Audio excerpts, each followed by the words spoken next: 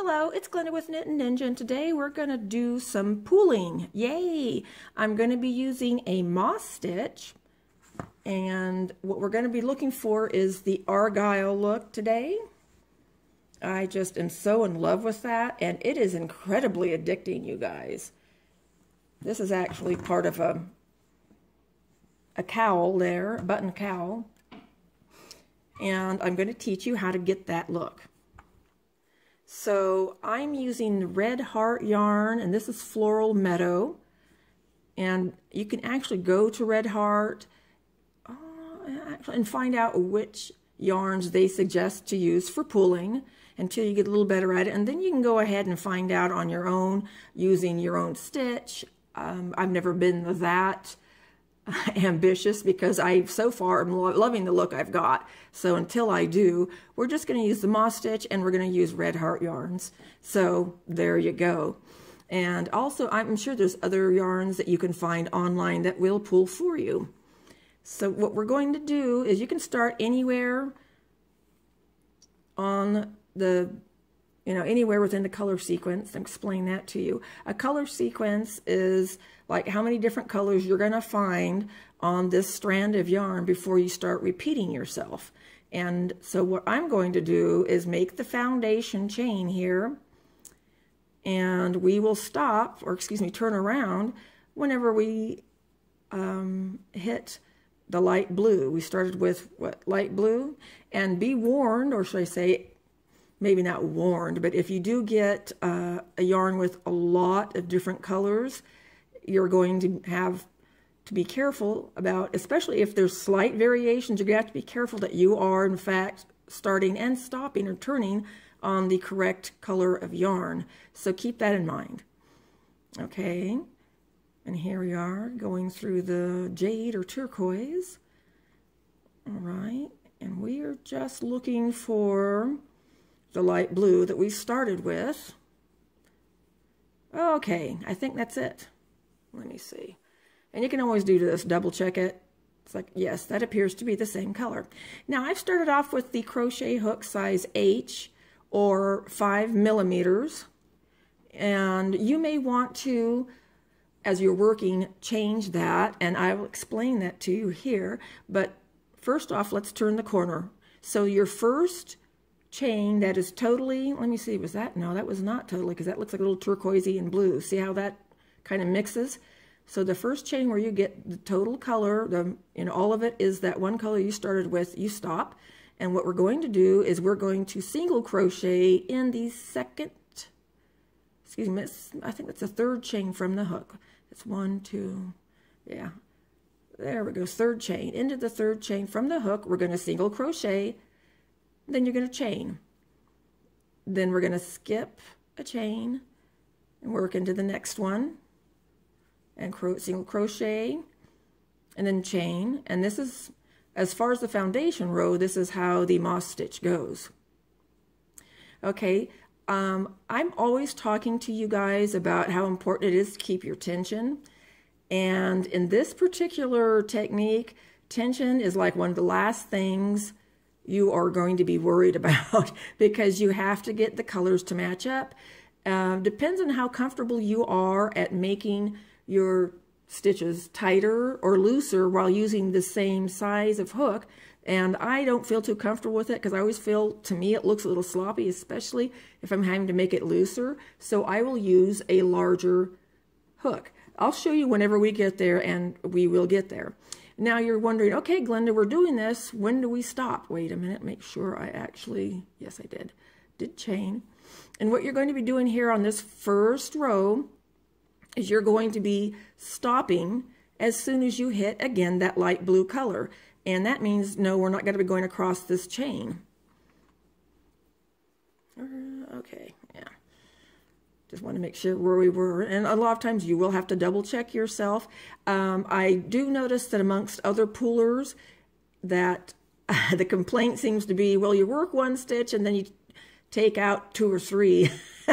And it can seem like that at times, but it just is incredibly addictive. I don't know how else to say that because it's lots of fun. And the end product is just so beautiful that I can't stop. I know whenever I was selling for the crafts market around Christmas, I sold a lot of those, and it was really fun to make them. So, goodness, all right, are we there yet? Okay, we are almost there. Because I see that light blue coming up, and as I was saying before, you are definitely not going to, okay, there we are. You're not going to make it all the way to the end. So it's about like this. This is good for scarf size or cowl size. Now, if you want to do a longer, let's say wider, like a blanket or something, just again, go through, I don't know how many color sequences, but just make sure you're ending with what you started. Okay, you can go through 2 to 3, 4 color sequences to get it. You know, that width you want. And just keep in mind, you start with a color and you end with a color. So here we are, because of the way things work in the pooling world, the blue is just like about right there. And so it will be offset.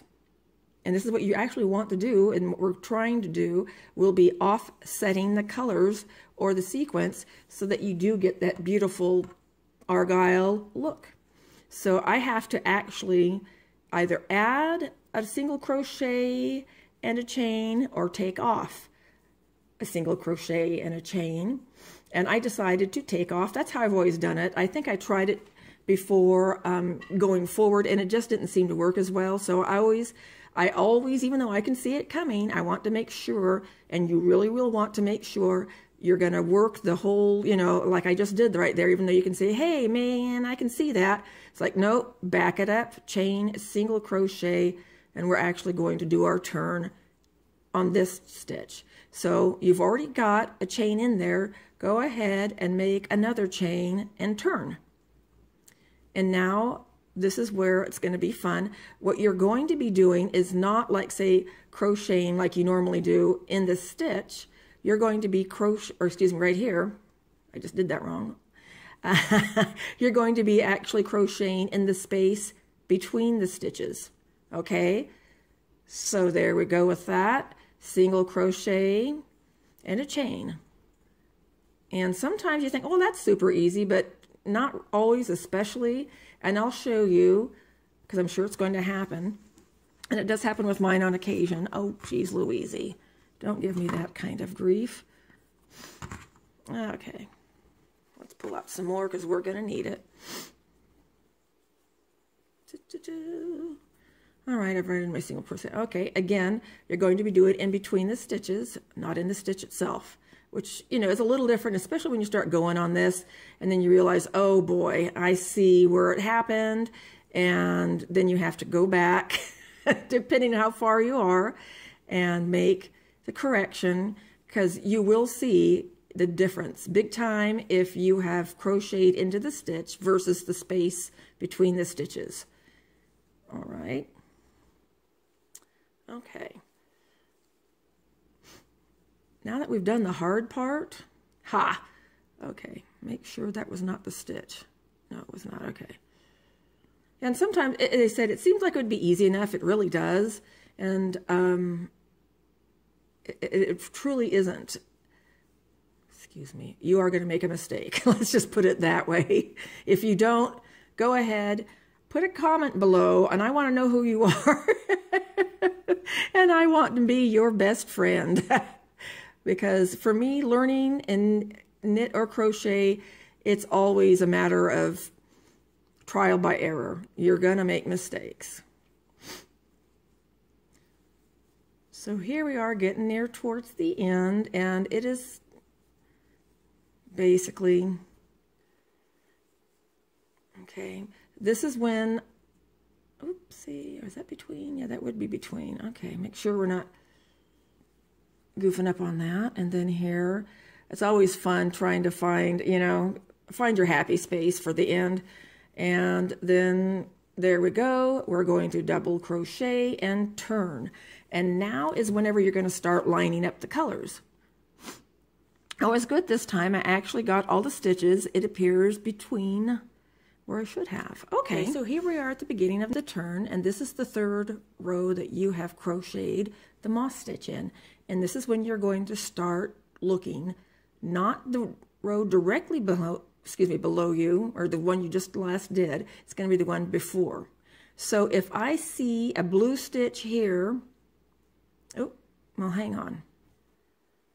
Let me go ahead and show you what I mean. All right, the first one's kind of dicey because you might want to reference, let's say, this over here. Normally I do. Now, you've got the first stitch down and you're going to be looking at this stitch here. What is the color? It would be, you're referencing the one directly below and one to the right. Okay, let me show you. All right, okay, so that was blue. That's blue. This is blue, so you want this next stitch to be blue. It's offset by one row and one stitch. And here we have kind of a bluey or lavendery. Is that a blue? Okay. And see what we have here already? It looks like, oh gee, that's definitely all lavender or purple. There we go. So what we're going to have to do is tighten it up a little bit, you guys. And this is what I was talking about whenever you're using your different hooks. I go down to like G.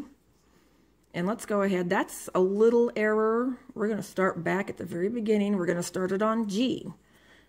And depending on how much of a offset you need, you might want to make it a little, whoopsie, tighter even with the smaller hook. Or maybe not. Again, it depends on how you're looking at this. I said you can tighten it up by just pulling your yarn tighter. Okay.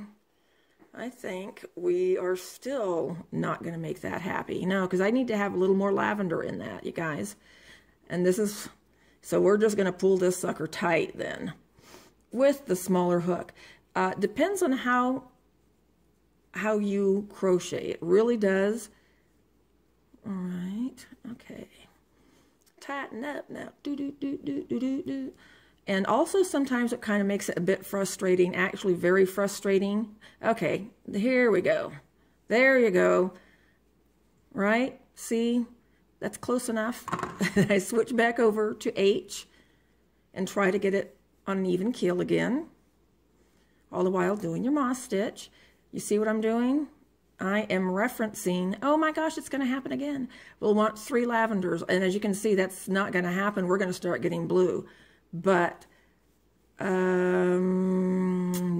And you don't want, depending on how neat you want these stitches to be, how crisp you want them.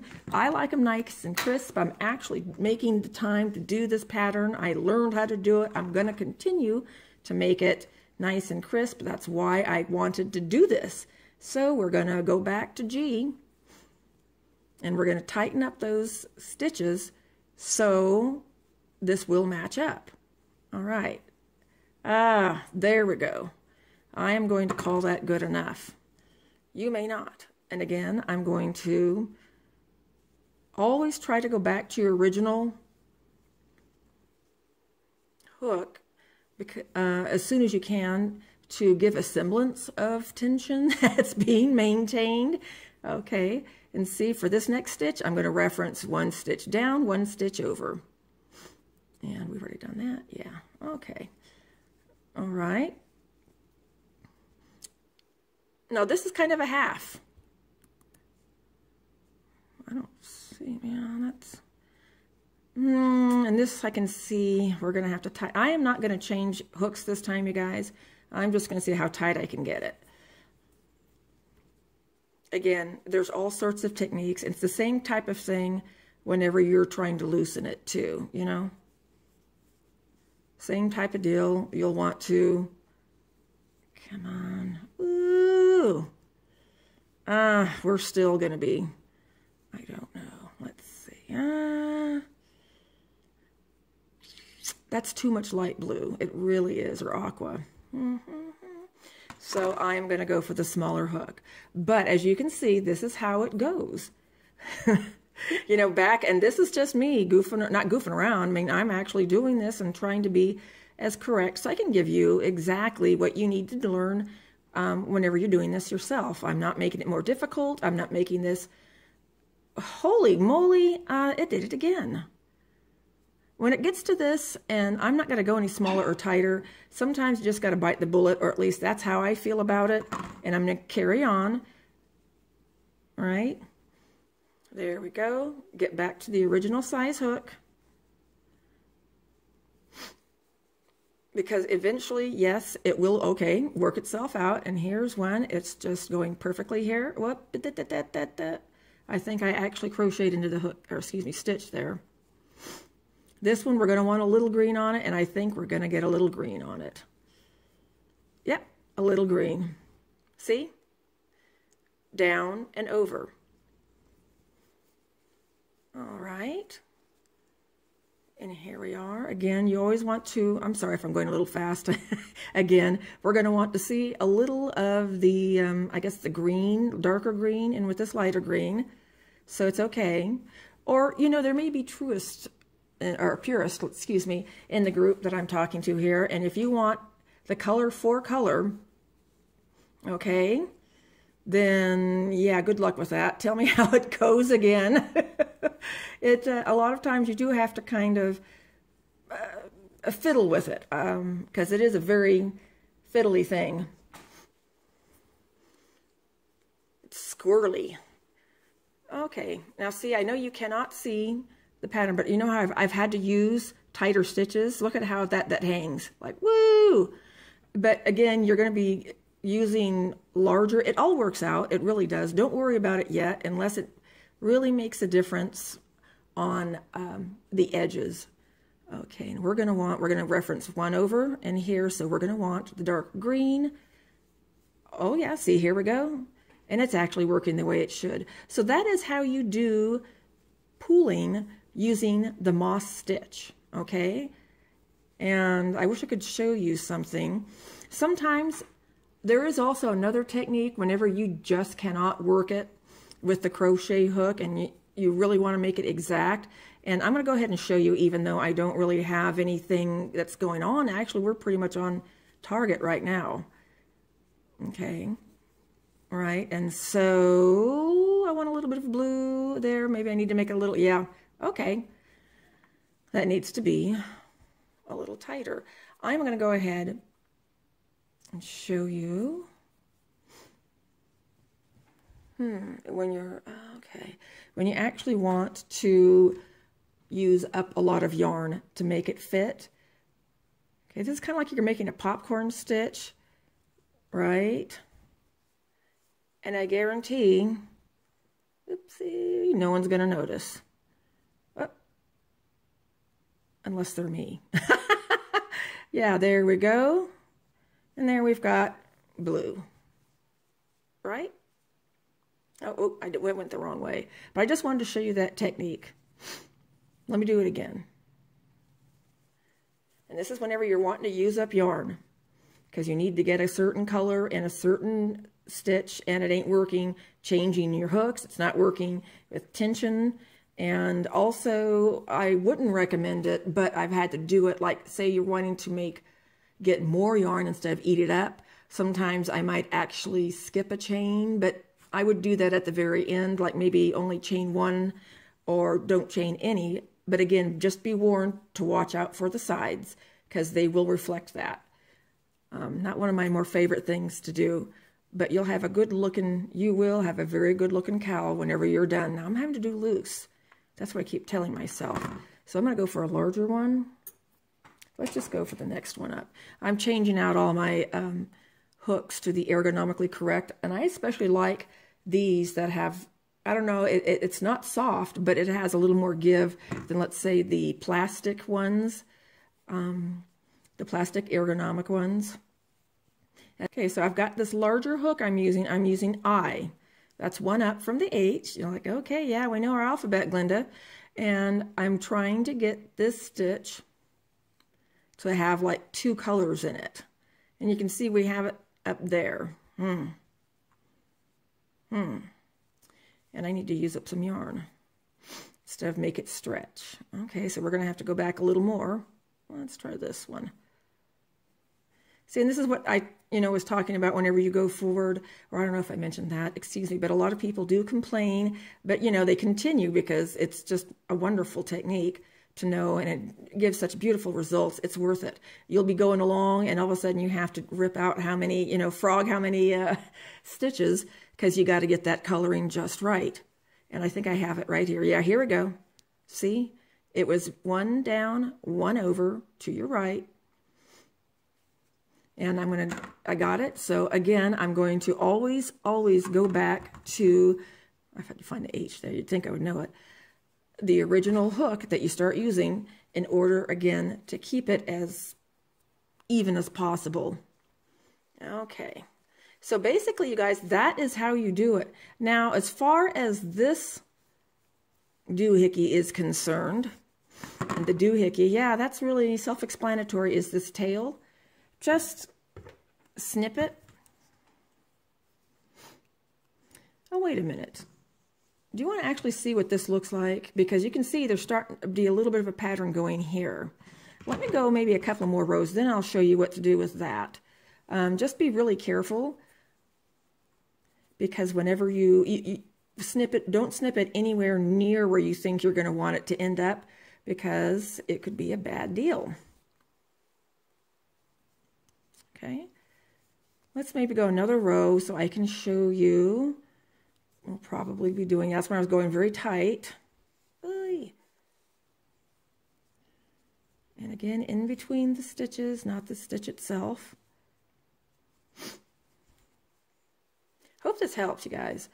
I had a very fun time learning how to do this, and whenever I did, I swear I made at least 10 projects with this, because it just, woohoo, and then you get tired of it and go on to something else. But that's my MO. I'm sorry. I'm just zipping along here. I'll do that on occasion. Okay, we might want to loosen this up a little bit, because we want more green in that stitch versus the green, the darker green there. Let's see. Let's go up one, and it's not a big change, so don't go back too far. And that's another thing you're going to learn too, is about how far you need to go back or forward, and you'll be surprised, it becomes easy. It really does. It is not that difficult. Just make sure that you're using, you know, when you're first starting out, that you're using a yarn that's been approved. You know, I'll go with that. I'll go with that. Looks good. But because it is a little loose, excuse me, I'm going to stay with the eye hook for just a couple more stitches here. You know, tight, tight. You don't really want it that tight, but you know, whenever you're trying to get everything to line up, as I said, you're going to just discover how very unimportant the tension is in this particular technique. It's not, and it kind of blows me away, because I'm always like, watch your tension, everyone. I am like tension queen, because that makes all the difference in having a nice, well done and finished product versus, oh wow, this looks homemade. And you know what I mean. Homemade is not a bad thing, but people seem to, you know, they want something that looks like the machine made it. Okay, right, we're going to be able to line up just right there. That's great. See? Let's see if we can get more of a pattern going here, so you can just maybe get excited a little bit. I'm like, oh yeah, Glenda, we can do this, we can do this. All right, and that's what I wanted.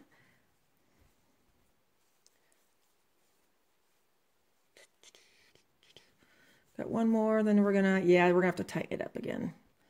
But let me see if I can show you. I do not crochet as fast as I should. But you know what? You can kind of see it starting to take shape here too. Yeah. And it will, by the way, just kind of pull on this, it will ease up. And it said, unless your tension is terribly, terribly tight or loose, or, you know, okay, see, this is what I was talking about right here. It looks like I split the yarn. Now, if I was going to perhaps be selling this, I would definitely back up and take care of that. But as this is just a project for me, I'm not going to worry about it too much. Oh, and there we did it again. As you can see, I went somewhere there in the stitch, even on the second row, and it happens. Again, you don't want to, it depends on what you're looking for, and it's not going to be a big deal if you just have a couple of those. But if you find yourself doing that frequently, splitting the stitches, then you might want to just slow it down and make sure you're understanding what you're doing there, or in my case, just slow down. Okay, so as I said, I'm not crocheting as fast as I could, but take my word for it. It looks lovely. You're going to love it. And now let's take care of this. Again, I would snip it, you know, inches, or at least a good 1.5 inches away from where you think you want it to be.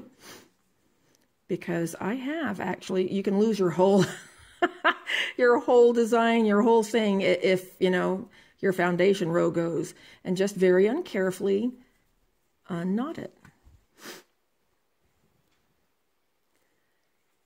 And it will hold just like any other. Okay. God, golly, Miss Molly. All right, and when you get there, and you'll know where there is. Okay, we're just about there.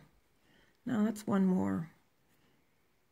And then we're done. See where I'm at? Right? And you just, there.